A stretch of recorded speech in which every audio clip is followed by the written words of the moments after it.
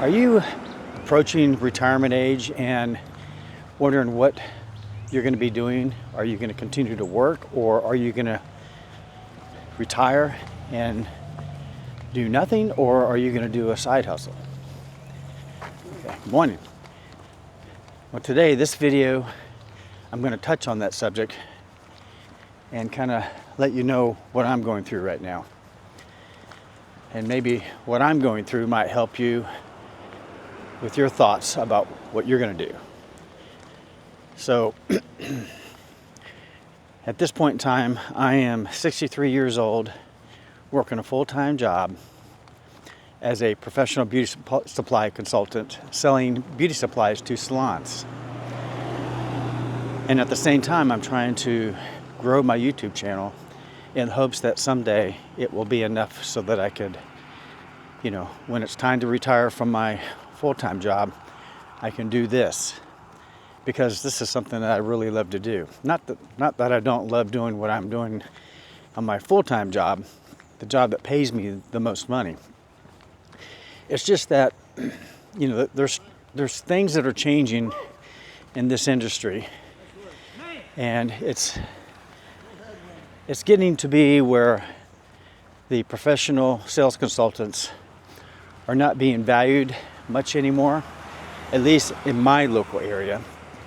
And what's happening is we have so many stores and we have manufacturers that are actually utilizing everything they can online and actually putting their products with other distributors to help sell their products even more.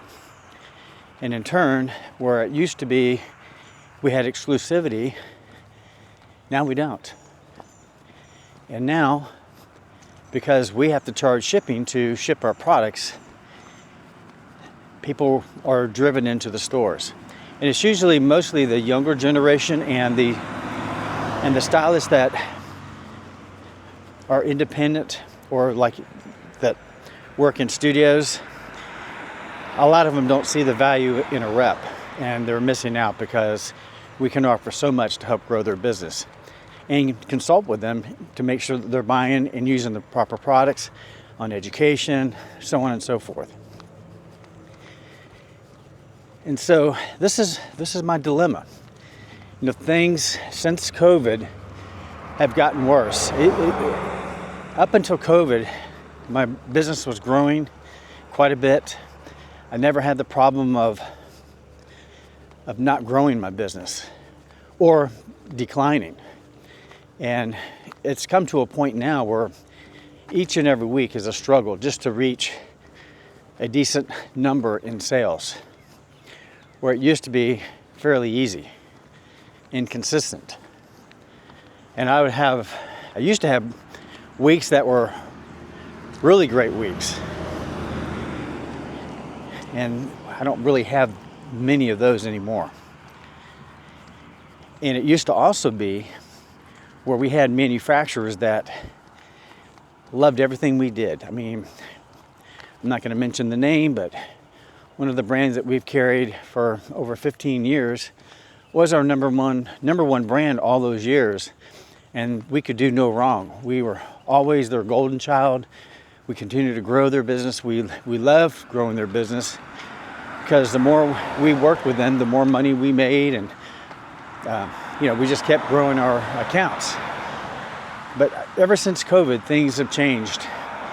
Companies have gotten really difficult to deal with, and I think the stress of these manufacturers growing their sales or seeing declining sales, and they're struggling. And a lot of them struggle with sourcing, getting products made, and also regulations that cause this one manufacturer to have to come up with another alternative, and that alternative is not doing so well. So we are no longer the golden child with this company. So I fear the relationship with that is it's almost like the honeymoon is over and the divorce is near. I could be wrong, but it's just not a good feeling. And it's not just that company. It's, my top retail brand also sells against us. They decided to put their brand in a competitor store since our company does not have retail stores locally. So they decided to put it with somebody else in hopes that we will get leads from it. Well, we knew that wasn't going to be a good thing, and they thought it would be, but it's the opposite has actually happened. So it's not working good for us. Not to mention, all of these manufacturers are not only selling direct, they're selling on their own website, and also they're on Amazon and elsewhere. And this particular brand is also in high-end retail stores. And not even high-end, even the local stores. Good morning. So that makes it very, very challenging, especially when I know that I actually grew the business when there was essentially no business. So I started with nothing. And now, the alternative would be to represent another brand. But the problem is all the good brands are usually taken, and we're left with no-name brands that nobody has heard of. And here we go again. Now we got to start over and create the interest and hope that it repeats. And some of these brands that we get have no idea how to, or they're just not ready to keep up with us as far as sales. So we're constantly out of product. And it's frustrating for us. Yeah, with transportation and everything. And so we have to, we're always having to hold orders waiting for a shipment to come in. It's frustrating. So to get to the point of this long story, because I had to give you the background of what's going on. It's just harder and harder to make ends meet. I don't know about you, but I wasn't able to save very well. I do have a 401, but I haven't really contributed to it since I started it years ago. It's got a decent amount of money in it, but I should have a whole lot more because I should have been contributing to it on a regular basis. But it was with my other company, so it just sat there, and I decided not to touch it, just leave it there. And because of the issues that we've had with our special needs son, I had a really nice savings account, and because of what happened when the original company I worked for, Gulf States, was sold to a company called Beauty Alliance, it just turned our world upside down. I wasn't making the money that I was making, and then eventually they tried to run the current employees away. They kept who they wanted, and they tried to get me to go with another brand they have, and little did I know they were going to get rid of me if I didn't. So that's what happened. So when you go through those periods of making great money and not having a job, or you're making these transitions, it makes it really tough. And my son's special needs, education and everything that he needed with his health, it took a lot of money. And so my savings account dwindled to nothing. And so over those years, I could not save like a lot of people can. So that's my big regret. I should have kept on doing it when I was younger. And so any of you young people, make sure you just keep on saving. Even if it's just $20 a month, it's better than nothing. But you can easily do $100 a month if you really try to live well below your means. And the problem is when you start making money, you think it's going to last forever, and it doesn't always work out that way. Some people are lucky, or they get into careers that just continue to grow, and some people stay for a lifetime. But I think in this day and age, that's almost non-existent anymore. People are switching jobs left and right, and every time you switch, you lose something. So I would say, If it's early enough, try to find something that you can stick with in the long run that you really love. Because if you don't love it, you're not going to stick with it. It's going to be tough. Don't do it for the money. Do it for what you love to do. And as long as it's paying the bills, if you're good enough, you'll continue to rise. And who knows, you may end up learning enough to open up your own business. But my situation, now that I'm 63, I don't want to really open up a business. I feel like, why do I want to start and grow a business and then I can't do it anymore? Or I may be able to sell it, but it just depends on how things go will determine what I end up doing. But I would say that this YouTube thing is definitely a thing that I've seen so many people on YouTube really succeed. And it's not a ton of people. I mean, it may look like a lot of people do well on YouTube, and some of it you just got to wonder, what you can believe. But there's definitely a lot of creators on there that are making full-time incomes, and not just from AdSense. They'll actually go. They actually get into really creating other income sources, but use YouTube to grow their business, to grow their followers, grow their customers. And that's where the majority of people make their money, is not on the AdSense, but on selling a product or service, consulting, things of that sort, memberships. So if you want to follow along with me on my journey, because this is where I'm pretty much going with it. I'm not going to be quitting my job unless they get rid of me or unless it's just not relevant anymore.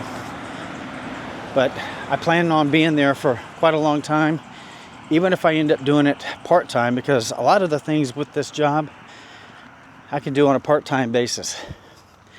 It doesn't require me to, at least in my mind, it doesn't require me to be calling on people day in and day out. And especially, I'm not going to call on the people that don't want to do business with me.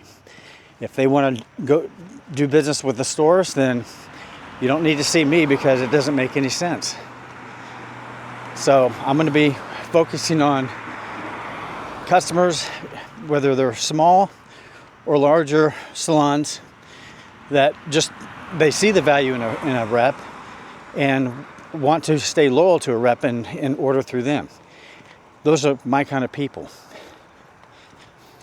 And so the ones that don't really do that, or the ones that just want to buy all their products from the store, well, good luck. Because one day you'll regret doing that, because you're going to wonder, where are all the reps? The one big company got rid of 50% of their reps in this past year. And the reps that they kept are actually calling on the larger salons, and they're driving everybody else into the stores. Which, by the way, you don't really get much education. You don't get the experience of somebody like myself that has over 30 years experience. And any of the guys that lost their jobs that are with, if they stuck around and stayed in the business, I know one particular guy, he went with another smaller company, and now he was faced with the task of starting completely over, building from scratch, because most of his customers, although he does have relationships with a lot of them, it's not as easy as getting them to switch to a hair color they don't know anything about. I remember when it happened years ago with Gulf States. They were, I had some reps that I knew that actually switched companies, and they thought they were going to be able to take all of their customers that they had with their previous company and have them all follow them. Boy, were they in for a rude awakening. Because I remember the one guy that I followed, he said it was they loved him. They hated to see him go. They wished he was still with the company he was with. But they said it's just too much of a hassle to switch color. And if they really love the color they're using, it doesn't make sense for them. And so they said, I'm sorry, but we love you, but we can't make the switch. So no matter who you are, who you think you are, it's not always going to happen where they're just going to follow you blindly. And the same thing was so with when I made my transition. Although I did have some people that actually did switch. And I really appreciate those customers that did. But I know one of them, she switched multiple times because I would switch them into a color brand. And this is one of the problems with some of the lesser known brands. Something changes or we lose the brand or something, or we can't get enough of it. And then they end up having to switch to another brand. So it can be very frustrating.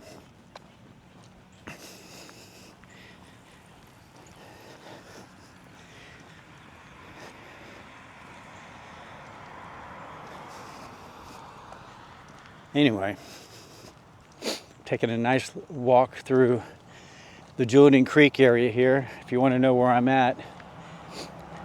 It's a beautiful neighborhood with it's been around for years, like as long as I can remember, like over 30 years. This neighborhood has been, let me just turn my camera around. You can just see they had the beautiful sidewalks. Here's a lake.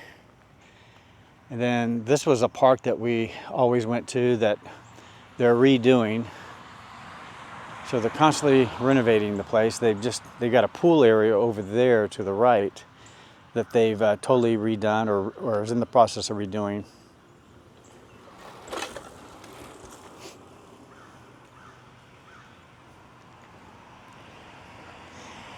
So I would highly recommend, if you're in my situation or in my position in life, think seriously about doing YouTube. And if you don't think you know anything to offer or you're not comfortable in front of a camera, it's just a matter of just doing it. I've got this DJI Osmos Pocket 3 camera that I'm holding. You could do it with your iPhone, but I bought this camera because it's a way to create content without taking up space on my phone. And it's got a beautiful camera image, or records 4K, 30 frames per second. It also can do vertical. And it has motion, what do you call it? The words escape me. But anyway, it's real smooth motion, and just set it up somewhere and just hit record. It's real easy to do. Just start talking to the camera about whatever subject that you want to talk about, but make sure it's something that you're passionate about and just not something that you're trying to make money from, thinking that's what people want to hear. Do it on something that you know, and anybody that's been around as long as me, or even if you're over 40, you still have a lot of years experience. Talk about things that you think people might want to know about. You can do a search on ChatGPT and just ask what are the trending things for people in that particular niche. What do they want to hear talk about? What are they searching about? And if something that comes up that you know about, talk about it. Who knows? That may be the niche that you go after. It just takes a little effort. Try to do a video every day. And I know that's a lot, but I think if you just do a video every day, even if it's like for 8 to 10 minutes, you put in the reps and just upload it. you don't even have to edit a lot. And maybe in the very beginning you don't want to edit at all. Usually what I try to do is, I used to do a lot of editing, but now I'm just trying to clip the first part of my video before it starts and then at the end. And I upload it, and I just work on the title and the description, and I use AI to do that. And also I spend some time on my thumbnail. So I actually work more on my thumbnail than I do on the video itself. So this video will probably be no more than 30 minutes. And I guarantee I'm gonna spend probably, unless I really come up with a really good thumbnail right away, I'll spend at least an hour or more on just one thumbnail. But the thumbnail is real important because it gets their attention, and you got to relate the thumbnail to the title. You don't want to put the words of the title in the thumbnail. You want to make it kind of shocking thumbnail to where it gets people to click, make it kind of obscure so that you're not giving away everything you're going to talk about, and just leave some kind of mystery there. And then if they click and the title makes sense to them, just make sure you have a good intro to your video and tell them what you're going to talk about, and maybe talk about the pain issue that you're going to be talking about and how you're going to solve it. And just try to make that little intro as quick as possible. They say in the first 30 seconds, sometimes you need to make it quicker, just depending on what the subject is. And I need to work on that myself. So you got to keep in mind, everything I'm doing is a work in progress. I'm experimenting some. And so as I make videos, you'll see some changes happening. And if you want to follow along with me, be sure to hit the subscribe button and click the bell so you get notified when I upload my next video, which usually is every day. There may be days I just take a break because sometimes you just need a breather. I was going to take a break yesterday, and then I had a video that I had just finished editing that was more relevant to what I needed to do, so I needed to get it out there quicker. And that video was about selling my Honda Pilot that I just purchased. So if you want to know that story, just look in on my channel, and it will be one of the most recent videos. And so there's a whole story behind that. So it goes way back to where you'll see a thumbnail where it says, rest in peace, R.I.P. And then the title was something like My Prius Died. And then my journey in finding a used car. But that original video blew up. It's got over 14,000 views now. It's only about a month old or so. So you can do this. So that's my solution. Continue doing what you're doing for as long as you can while it makes sense. And if it doesn't, then just look at, hopefully you're in better shape money-wise for retirement, for your retirement savings. And I'm at least trying to make it to 67. And if everything is good when I'm 67, I'll continue to work, continue to work in my current field. But you just never know, and I'm not making any promises because anything could change. And I want to think that things are going to work out. But we also have new people running our company, and it may not run the same way it always has. So I have to look at that as well. But with everything that I just said, I just go through life by faith, believing in God's got all of this. I just got to learn to give it to Him and just not worry about anything. But sometimes it helps to talk to somebody, even if it's you. Wish you could answer back. But sometimes I can't say these things to certain people because they don't have the same viewpoint or experience. So I think I'm going to end this video now. It's gone on for a little bit too long. But if you want to keep following me, please be sure to subscribe. And I thank you for watching. and I hope you have a blessed day.